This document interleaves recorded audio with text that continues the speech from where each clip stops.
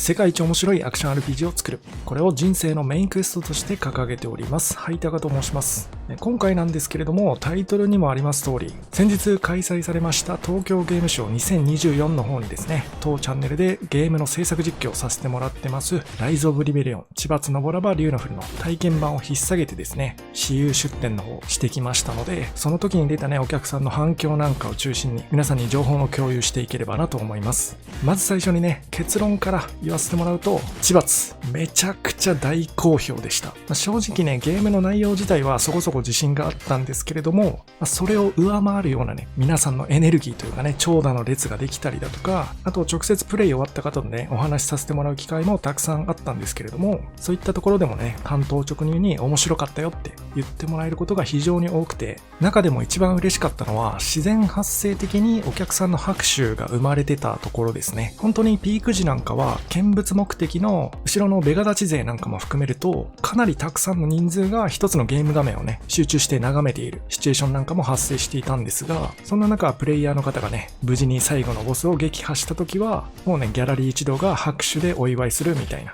感じになってて、プレイヤーの方もね、嬉しそうに写真撮ったりとかしてて、これに関してはもう嬉しい誤算というかね、めちゃくちゃ良かったなと、もう素直に心の中でね、ガッツポーズ決めてました。他にもビジネスデーなんかにはね、ゲームメディアの IGN さんからライターさんがプレイしに来てくれて、もうその次の日ぐらいにね、レビューの記事上げてくれてたりとか、そういった他の業界関係者の方々たちのお声もね、たくさん聞くことができました。某格ゲーの会社のね、ディレクターレベルの人だったりとか、某死にゲーの会社の社員さんたちだったりとか、そういった同業者、大先輩の方々のフィードバックっていうものもたくさん受け取ることができたので、今後の開発にね、めちゃくちゃ活かしていけそうで、今からね、もうワクワクしているところです。というわけで、今回はそんな色々あったね、千葉つの TGS2024 に関する深掘りをこの後もしていきたいと思います。ぜひ最後までご覧ください。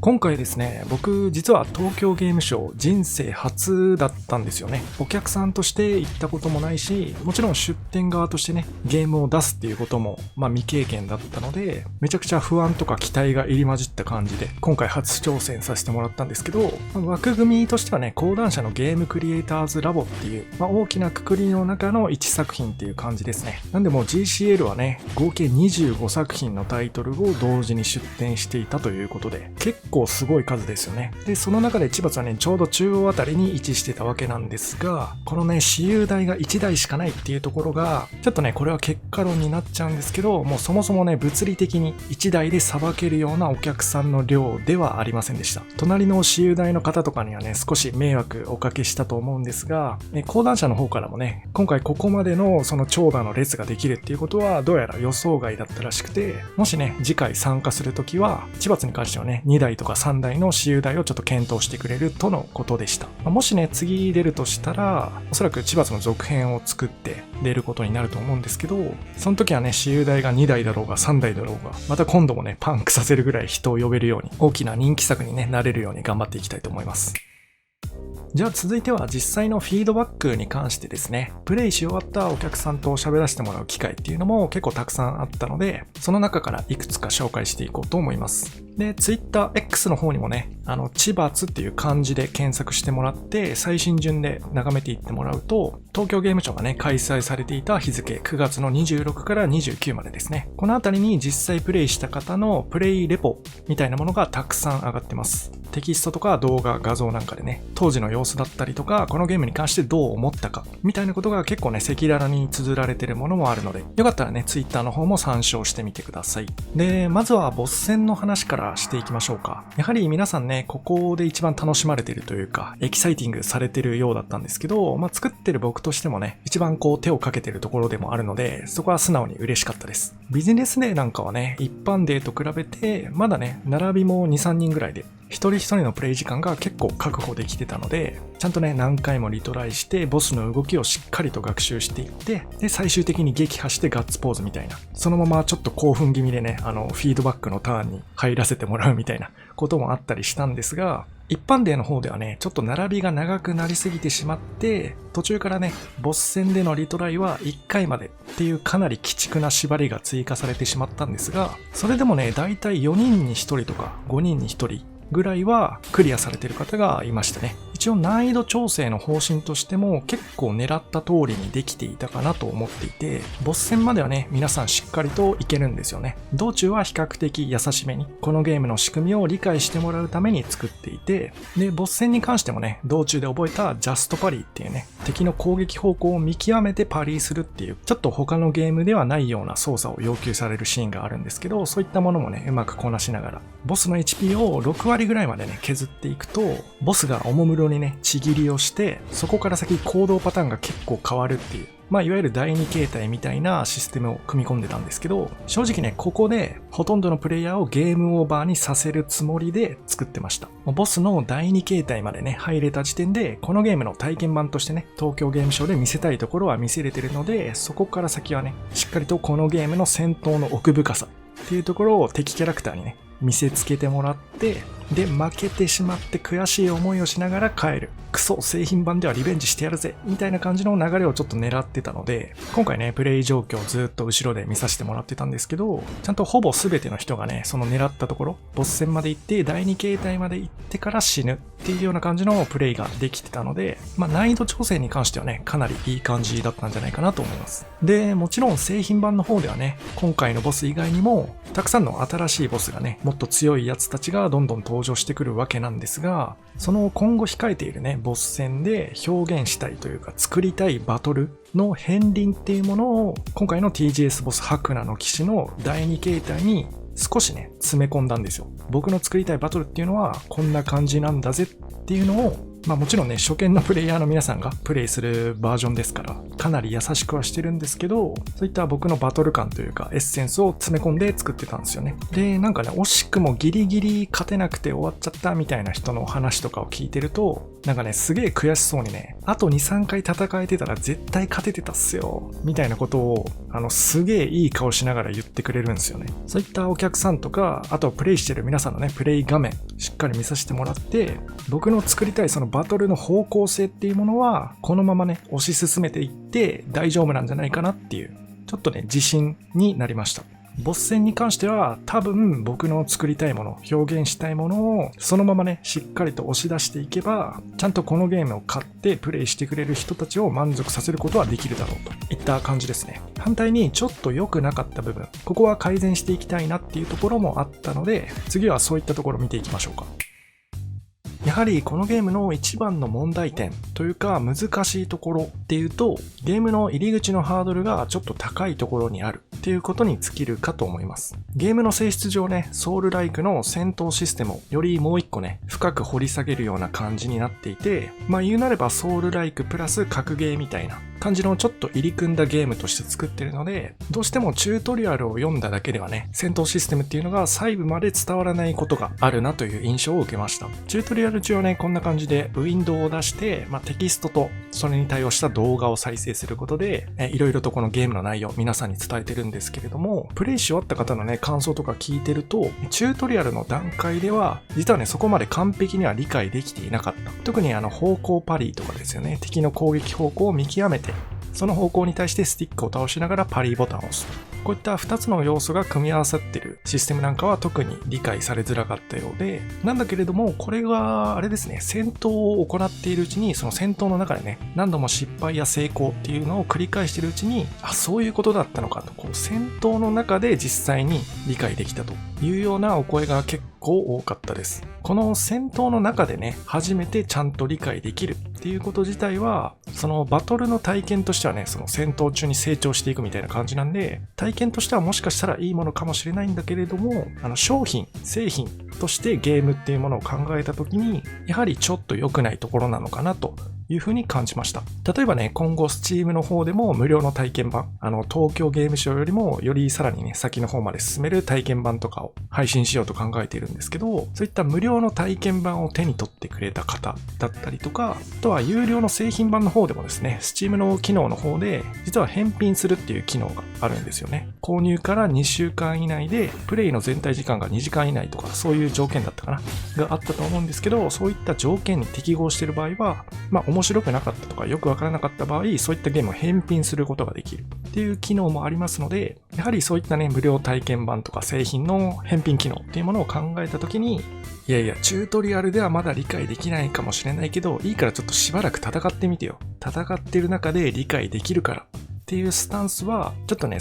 商品としてあまりよろしくないのかなというふうに、ちょっとね、講談社の人とかとも話し合って、そこは改善しなきゃならないなというふうな方針に決まりました。具体的な改善案としては、インジケーターですね。新生千罰の開発初期段階の頃に実装していた機能なんですけど、このゲームの方向属性という概念を、UI でね、完璧に可視化させるものを実は当初はね、作っておりました。このインジケーターを使用して、どういったね、方向にスティックを入れたら、正解になるのかっていうところですよね。もう画面を見て一目でそれがわかるような状態。いわば補助輪をつけたような状態でゲームの序盤部分、チュートリアル部分とかをプレイしてもらって、で、ある程度ね、プレイヤーの皆さんがシステムを理解できたという段階で、ゲームの方からね、補助輪を外さないかという提案をかけると。これはスキルとかでね、やろうと思ってるんですけど、特定のスキル、例えば力の解放とかね、そんな感じの名称のスキルを用意して、それを取得することによって、インジケーターが消えてしまう代わりに、攻撃力がね、かなりアップするとか、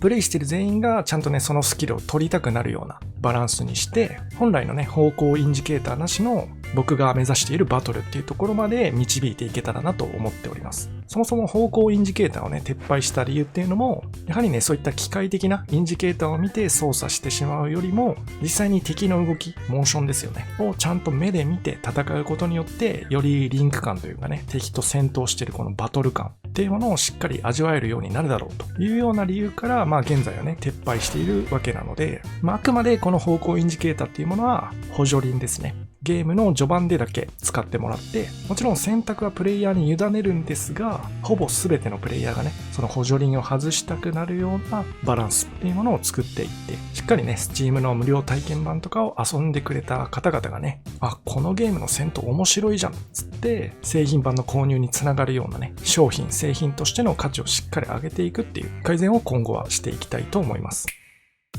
続いてはちょっとね、別角度の話題なんですけど、インタラクトですね。例えば宝箱を開けたりとか、はしごを登ったりとか、ドアを開いたりとか、そういった何らかのオブジェクトにインタラクトする感じのシステムっていうものが、今回 TGS の体験版に含まれていたんですけれども、そのインタラクトアクションにも問題がね、見つかりました。インタラクトできる距離がね、ちょっと短かったようで、例えばね、はしごを登ろうとして、インタラクトボタン。今回の場合はね、プレイステーションコントローラーの×ボタンに当たる位置にインタラクトボタン割り当ててたんですけど、これがですね、ジャンプと同じ操作なんですよね。なので、はしごを登ろうとして、ジャンプが暴発してしまう。そのインタラクトできる距離、範囲が狭すぎて、ジャンプアクションが暴発してしまうというような例がちょっとねプレイ画面見てて散見されました。実際にフィードバックとしてね言語化して僕に伝えてくれたお客さんもね何名かいらっしゃいました。これに関しては簡単にね調整できる内容でもあるので早急にね対応しておきたいと思います。プラスこれそもそもの問題なんですけど、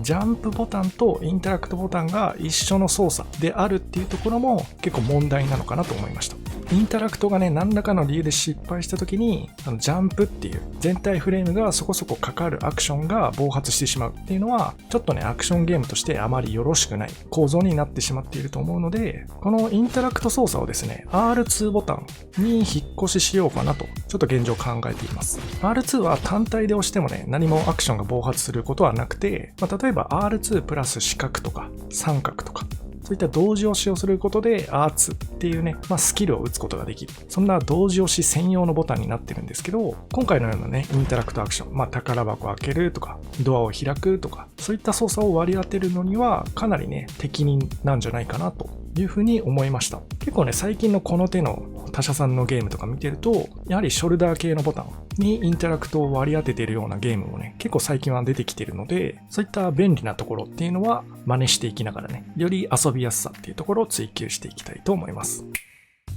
では続いては今週の進捗共有やっていこうかと思うんですが、最近はですねこのイシツキという個体生物ですね、より変異が進んでしまった強力な個体っていうものを作成しています。開発名称ではねボストロルなんて呼んだりしてるんですが、こいつとは今までとは違った感じのね戦闘を楽しめそうですね。ちょっと今回は動画時間長くなりすぎちゃったんで、また次回以降にねこいつの詳細は紹介していきたいと思います。で、最後に1点だけタイトルロゴの改善に関する進捗をね、最後に共有させてください。こちら左手側が前回までのロゴです。そして右手側が新しくなった可読性を向上させたバージョンとなっております。今回ね、デザイナーの方とか、取り持っていただいている講談社にちょっと無理を言ってですね、可読性の部分だけちょっと修正させてもらえないかという、お願いをですね、快く引き受けてくださいまして、こういった改善をすることができました。改善ポイントとしては大きく2つあります。1つ目が R というアルファベット部分ですね。これが大文字の B に見えてしまうという問題点を改善するために R の右下の部分の縦線のところですね、